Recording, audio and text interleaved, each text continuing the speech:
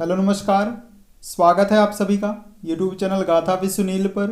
इस वीडियो में हम बात करेंगे कि किसके डर के वजह से इंद्र को जल में छिपना पड़ा था और कैसे उनका दुख दूर हुआ था। तो कृपया वीडियो में अंत तक बने रहें। चैनल को सब्सक्राइब नहीं किए हों तो कृपया सब्सक्राइब कर लीजिए। देवश्रेष्ठ त्वष्टा नाम के एक प्रजापति थे। उनका इंद्र से द्वेष हो गया था, जिस कारण उन्होंने एक 3 सिर वाला पुत्र उत्पन्न किया था। वो बालक अपने एक मुख से वेदों का पाठ करता था, अपने दूसरे मुंह से सुधा पान करता था और तीसरे मुंह से ऐसा लगता था जैसे सभी दिशाओं को निगल जाएगा। वो बड़ा ही तपस्वी और धर्म में तत्पर रहने वाला था। उस अतुलित तेजस्वी बालक का तपोबल देखकर देवराज इंद्र को बहुत ही आश्चर्य हुआ। उन्होंने सोचा कि तपस्या के प्रभाव से यह इंद्र न बन जाए, अतः किसी भी प्रकार से इसकी तपस्या को तोड़कर इसे भोगों में आसक्त बनाना पड़ेगा। और ऐसा करने के लिए उन्होंने अप्सराओं को आज्ञा दी। देवराज इंद्र की आज्ञा पाकर अप्सराएं उस त्रिशिरा के पास आईं और उसे अनेक प्रकार के भावों से लुभाने लगी, किंतु त्रिशिरा अपनी इंद्रियों को वश में करके अविचल रहा। अंत में बहुत प्रयत्न करने के बाद भी जब वह अप्सराएं सफल नहीं हुई तो इंद्र के पास वापस लौट गईं और उन्होंने इंद्र से कहा कि महाराज, त्रिशिरा बहुत ही दूरदर्श है कि त्रिशिरा को धैर्य से डगाना संभव नहीं है हमारे लिए। अब आप जो कुछ भी करना चाहें वो करिए। इंद्र ने अप्सराओं को विदा किया और वे ये विचार करने लगे कि आज मैं उस बालक पर वज्र छोड़ूंगा, जिससे वह तुरंत ही नष्ट हो जाएगा। ऐसा सोचकर उन्होंने क्रोध में भरकर त्रिशिरा पर अपने भीषण वज्र का प्रहार किया। उसके लगते ही वह विशाल पर्वत शिखर के समान मरकर पृथ्वी पर गिर पड़ा। इससे इंद्र बहुत प्रसन्न हुए और निर्भय होकर स्वर्गलोक चले गए। अब प्रजापति त्वष्टा को जब यह मालूम हुआ कि इंद्र ने उनके पुत्र को मार डाला है और वो अभी तब जब उसकी कोई गलती नहीं थी, तो वह बहुत क्रोधित हो उठे और उन्होंने कहा कि मेरा पुत्र क्षमाशील था, वह तपस्या कर रहा था।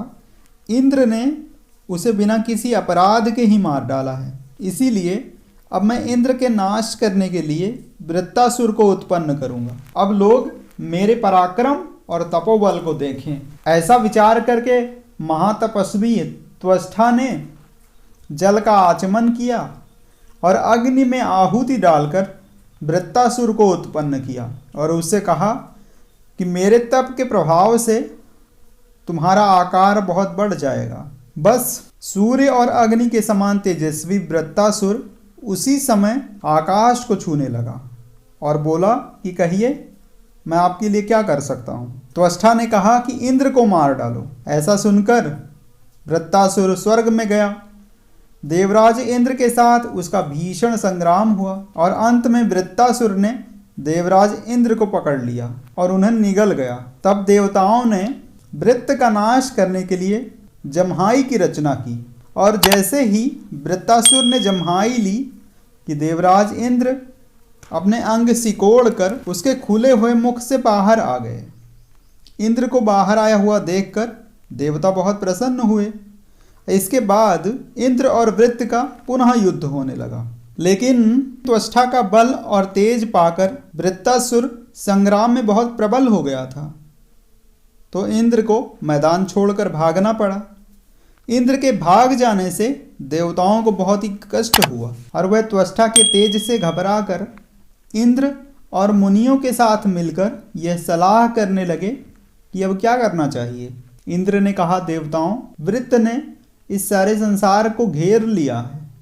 मेरे पास ऐसा कोई अस्त्र नहीं है जो इसका नाश कर सके। आप लोग भगवान विष्णु के धाम जाएं और उनसे सलाह करके इस दुष्ट के नाश का कोई उपाय करें। इंद्र के इस प्रकार कहने पर सभी देवता और ऋषिगण शरणागत वत्सल भगवान विष्णु की शरण में गए और कहने लगे कि पूर्व काल में आपने तीनों डगों से तीनों लोकों को नाप लिया था। आप समस्त देवताओं के स्वामी हैं। यह सारा संसार आप ही में व्याप्त है। हम सब लोग आपको नमस्कार करते हैं। इस समय समस्त जगत में वृत्तासुर का भय व्याप्त है। हे असुर निकंदन, हम देवताओं की तथा इंद्र की रक्षा कीजिए। विष्णु भगवान ने कहा कि मुझे तुम लोगों का हित अवश्य ही करना होगा, इसीलिए मैं एक ऐसा उपाय बताता हूँ जिससे इसका अंत हो जाएगा। तुम सब लोग देवता, ऋषि, गंधर्व वृत्तासुर के पास जाओ और उसको समझाओ, इससे तुम लोग उसे जीत पाओगे। इस प्रकार मेरे और इंद्र के प्रभाव से तुम्हारी जीत होगी। मैं अदृश्य रूप से देवराज इंद्र के आयुध वज्र में प्रवेश करूंगा। भगवान विष्णु के ऐसा कहने पर सभी देवता और ऋषि इंद्र को आगे करके वृत्तासुर के पास चले गए और उससे बोले कि हे दुर्जय वीर, ये सारा जगत तुम्हारे तेज से व्याप्त है, इसके बावजूद भी तुम इंद्र को नहीं जीत पाए हो। तुम लोगों को लड़ते लड़ते बहुत अधिक समय व्यतीत हो गया है, इससे देवता, असुर और मनुष्यों को बहुत कष्ट हो रहा है, अतः तुम इंद्र से मित्रता कर लो।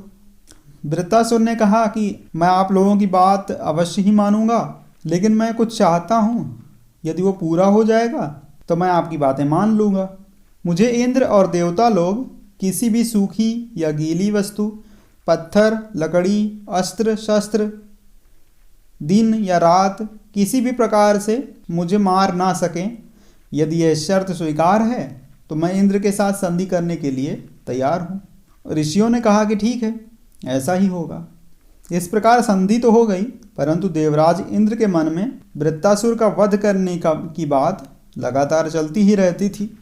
एक दिन इंद्र ने संध्या के समय में वृत्तासुर को समुद्र के तट पर विचरते हुए देखा। उस समय वृत्त को दिए हुए वरदान पर विचार करने लगे कि यह संध्या काल का समय है और दिन है न रात है, और इसलिए मुझे अपने शत्रु वृत्त का वध अवश्य करना चाहिए। इस महान असुर को यदि मैं धोखे से नहीं मारता हूँ तो मेरा हित नहीं हो सकता है। ऐसा विचार करके इंद्र ने ज्यों ही विष्णु भगवान का स्मरण किया, उन्हें समुद्र पर पर्वत के समान फेन उठता हुआ दिखाई दिया। वह सोचने लगे कि यह ना तो गीला है और ना ही सूखा, और यह ना कोई अस्त्र है ना ही शस्त्र। यदि मैं इसको वृत्तासुर पर फेंकूं तो वो एक ही क्षण में नष्ट हो जाएगा। ऐसा सोचकर उन्होंने तुरंत ही अपने वज्र पर वो फेन लपेटा और वृत्तासुर पर फेंक दिया। भगवान विष्णु ने उस फेन में प्रवेश करके उसी समय उस वृत्तासुर को मार डाला।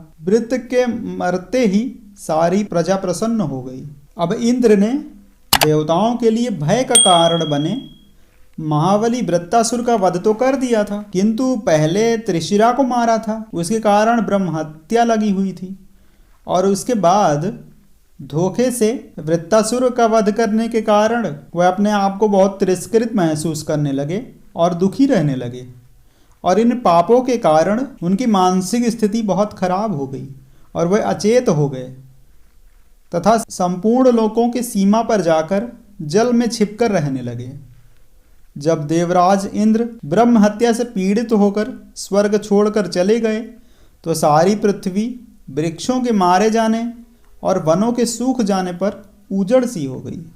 नदियों की धाराएं सूख गई थीं, सरोवर जलहीन हो गया था, और वर्षा ना होने के कारण सभी जीवों में खलबली मच गई थी। देवता और महर्षियों को भी बहुत कष्ट होने लगा था। तो ये था इंद्र का जल में छुपने का कारण। उम्मीद करता हूँ कि ये वीडियो आपको पसंद आया होगा।